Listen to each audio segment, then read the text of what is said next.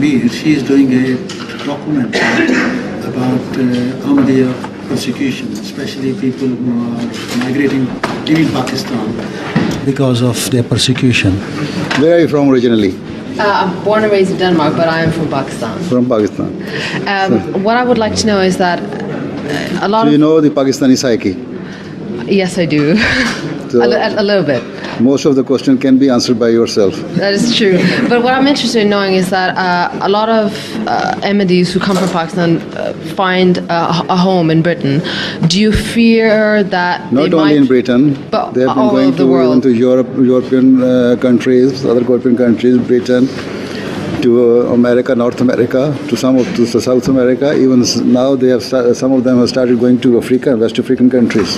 But specifically in the UK, do you fear that they might face because the same? They think that I am here, that their leader is here, so they should come under the protection of their leadership. But what I'm wondering is that do you fear that they might face the same form of discrimination in the UK from the wider Muslim community? As long as the law of law prevails here and is being practiced here, I don't think they will be. But whenever the injustice starts, they will face. Yes.